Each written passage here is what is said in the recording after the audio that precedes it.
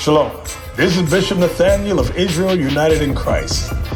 I want to start off by saying thank you to all of our Booster Club members for your many donations and much more, your prayers. We visited faraway countries and strange lands.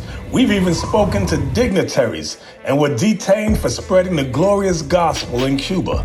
The truth is that the descendants of the 12 tribes of Israel were scattered throughout the world. Help us on our journey as we continue to raise up the nation of Israel.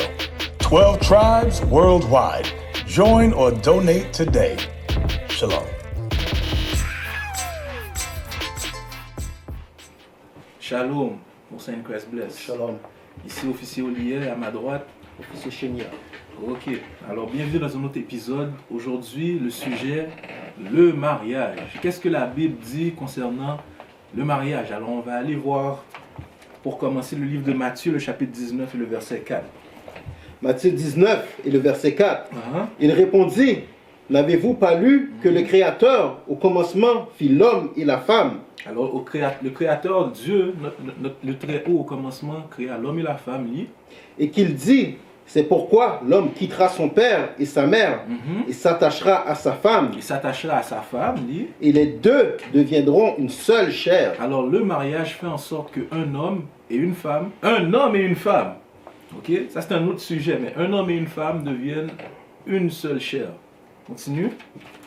Ainsi, ils ne sont plus deux, mais ils sont une seule chair.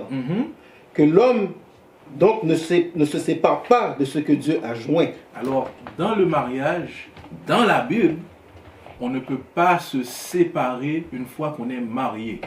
Alors, aujourd'hui, on voit le monde dans les églises. La femme, c'est son troisième, deuxième, troisième, quatrième, cinquième mari. La même chose pour l'homme et puis sa femme. C'est sa deuxième femme, troisième femme, etc. La Bible dit que les deux forment une seule chair. On ne peut pas se séparer. Va au verset 9. Verset 9. Mais je vous dis que celui qui répudie sa femme, celui qui quitte sa femme, sauf pour infidélité, sauf pour de l'adultère, voulant dire que la femme a couché avec un autre homme, et qui en épouse une autre, commet un adultère. Commet quoi? Un adultère. Commet le péché. Le péché de quoi? Le péché de l'adultère. Ok? Alors, l'homme ne peut pas quitter la femme, à part si c'est le péché de l'adultère. Maintenant, est-ce que la femme peut quitter l'homme? Non. Va dans 1 Corinthiens chapitre 7, verset 10.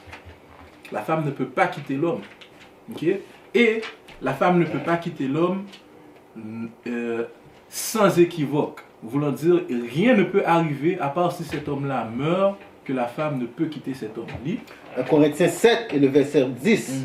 À ceux qui sont mariés, j'ordonne, non pas moi, mais le Seigneur, que la femme ne se sépare point de son mari. Que la femme ne se sépare point de son mari, continue. Si elle est séparée, quelque chose de vraiment dramatique arrive et elle décide de se séparer quand même. Qu'elle demeure sans se marier. Qu'elle demeure quoi? Sans se marier. Qu'elle demeure quoi? Sans se marier. Alors, si vous êtes rendu dans votre deuxième, troisième, quatrième mari, vous allez à l'encontre de ce que la Bible vous dit de faire. Parce que le mariage est supposé être une chose honorable. Donne-moi ça dans Hébreux 13. Le mariage est supposé être une chose honorable.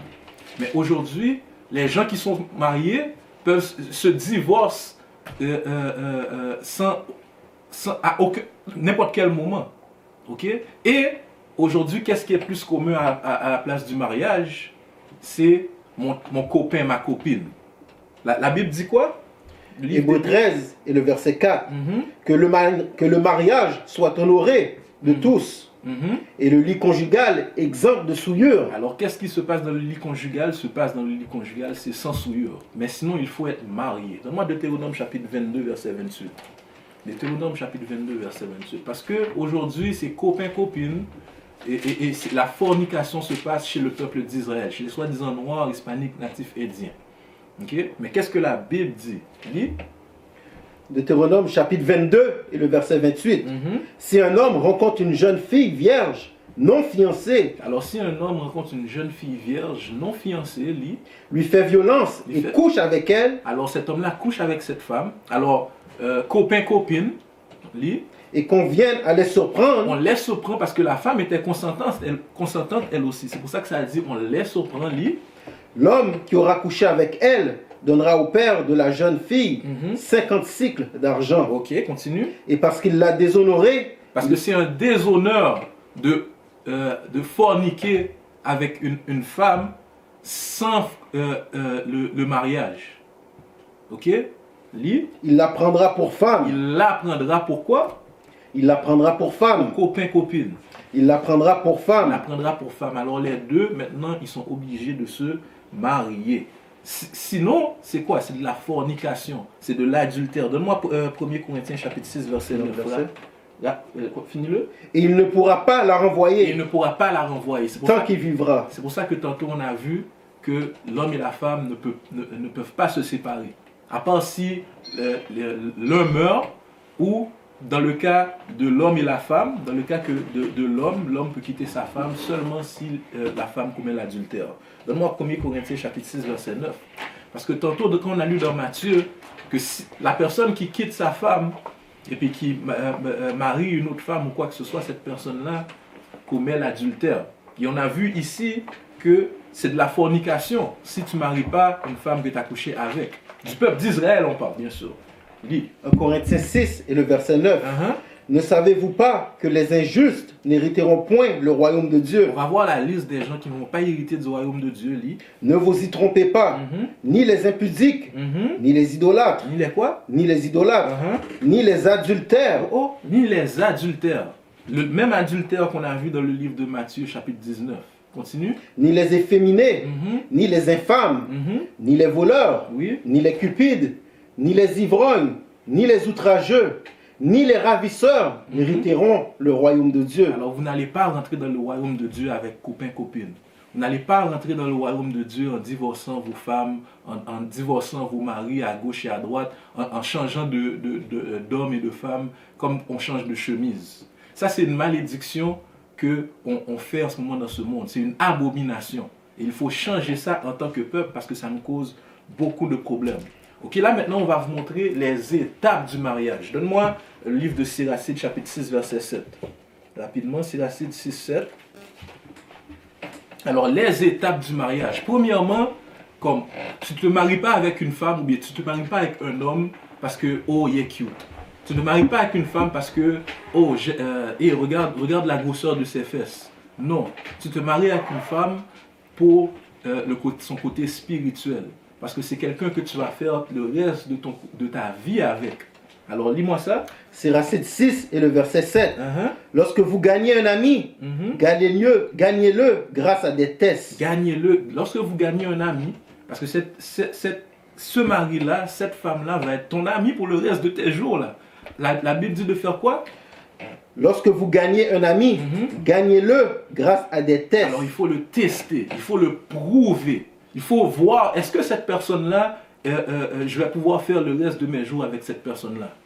Est-ce que cette personne-là répond aux critères que Dieu a donnés dans la Bible?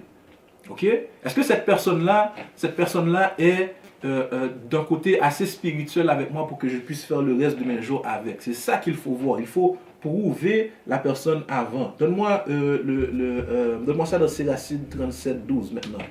Alors, il ne faut pas être avec quelqu'un parce que on aime son apparence physique seulement. Là. Oui, il faut aimer l'apparence physique de la personne. Mais il faut être avec un homme ou bien une femme de droiture. Lis. Siracide 37 et le verset 12. Mais reste constamment avec un homme pieux. Reste constamment avec un homme pieux. Tu veux un homme pieux. être avec un homme pieux ou une femme pieuse. Que tu sais être le gardien des commandements. C'est ça être pieux. Garder les commandements de Dieu. C'est avec un homme ou une femme comme ça que tu veux être. Dont l'âme est en accord avec ton âme. Dont l'âme est en accord avec ton âme. Pas quelqu'un que tu sais que tu vas qui est totalement différent de toi, que tu vas tout le temps te chamailler avec là. Et qui sera triste avec toi si tu échoues. Voulant dire, cette personne-là va partager tes misères pour le reste de tes jours. Ok? Ça c'est important là. Ça c'est quelque chose qu'on ne fait pas. Le deuxième étape du mariage, signer les papiers. Donne-moi le livre de Tobit, chapitre 16, verset 13. Parce qu'il y a des lois par rapport au mariage. C'est ça que les soi-disant noirs, les soi-disant hispaniques, peuples natifs indiens ne savent pas. Et c'est pour ça que notre communauté est dans la condition qu'on est aujourd'hui. Parce qu'il n'y a pas de réel mariage dans notre peuple. Il y a des mères monoparentales. C'est ça qu'il y a dans notre peuple. Dis. Tobit 7 et le verset 13. Alors il appela sa fille Sarah. Et la prenant par la main, il la donna à Tobias pour femme. Alors le père donne sa fille en mariage à un homme. C'est ça dans la Bible. Lis. En disant, la voici, prends-la selon la loi de Moïse. Prends-la selon quoi? Selon la loi de Moïse. Selon la loi de Moïse, lis. Et amène-la avec toi chez ton père. Et il les bénit. Ensuite, il appela sa femme Edna et prit un rouleau et il écrivit le contrat. Il écrivit quoi? Écrivit le contrat. Alors, dans un mariage, il y a un contrat. Quelque chose de signé, papier. Ok? Ça veut dire quelque chose que tu peux prouver que cet homme-là est ton mari. Tu peux prouver que cette femme-là est ta femme. Ok? Il y a ça dans toutes les communautés que tu vas. Tu dois signer un papier pour être marié. Lis. Et ils y ont mis leur sceau. Ils ont mis leur sceau. Confirme-moi ça encore. Siracide 42,7. Rapide, si tu peux. Essaye de courir un peu après le temps pour faire ça vite pour vous là. Dis. Siracide 42 et le verset 7. Tout ce que vous distribuez, que ce soit en nombre et en poids, faites-en un compte rendu. Faites-en un compte rendu de tout ce que vous donnez ou acceptez. Alors quand on prend quelqu'un comme pour un mariage, on en fait un compte rendu. Voulant dire, on l'écrit sur papier. Là maintenant, donne-moi Éphésiens chapitre 5 verset 22. Ok? Comment il faut être, une fois qu'on est marié, comment se comporter? Dis-moi ça. Éphésiens 5 et le verset 22. Femmes, soyez soumises à vos maris. Alors la femme doit être soumise à son mari. Lis. Comme au Seigneur. Car le mari est le chef de la femme. Lis. Comme Christ est le chef de l'Église. Continue. Qui est son corps, dont il est le sauveur. Alors la femme doit être soumise au mari, car le mari est son chef, comme le Christ est le chef de l'Église. Lis. Or de même que l'Église est soumise à Christ, les femmes aussi doivent l'être à leur mari en toutes choses. En toutes choses. Ça c'est le mariage. Continue. Marie, aimez vos femmes. Marie, faites quoi? Aimez vos femmes. Alors aimer, dans la Bible, c'est le respect des lois et des commandements de Dieu.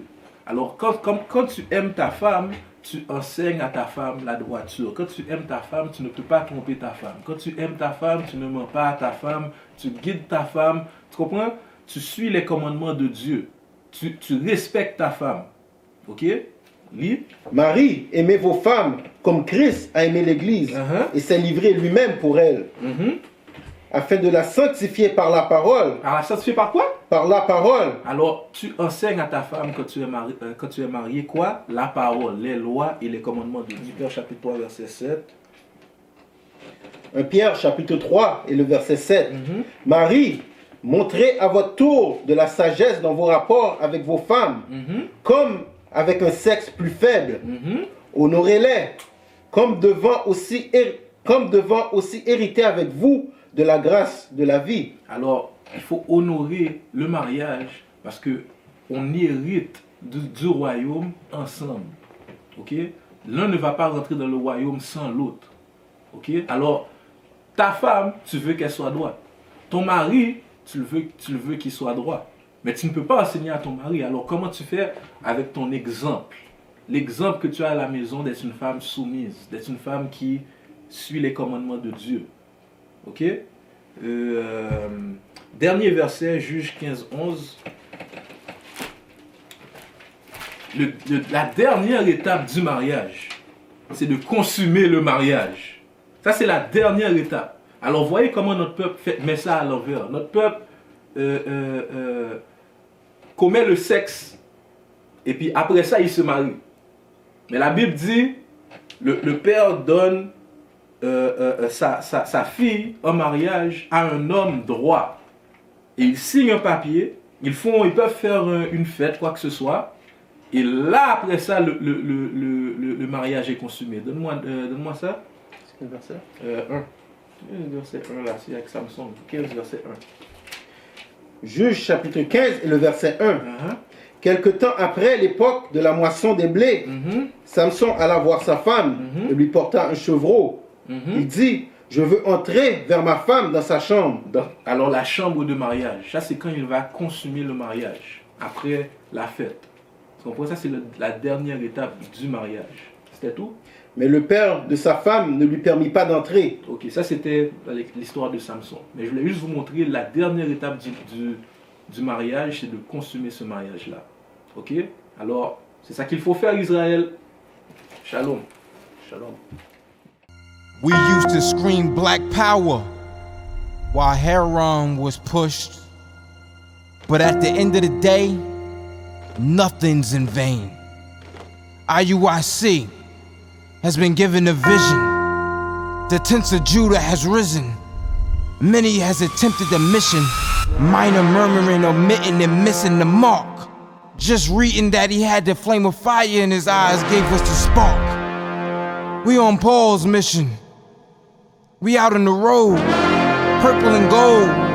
From Mexico, Cuba, Haiti, Ghana, Sierra Leone. 144,000 boots banging, concrete crackling. These are our men repented at heart. The scriptures is proof. IUIC, we deliver the truth.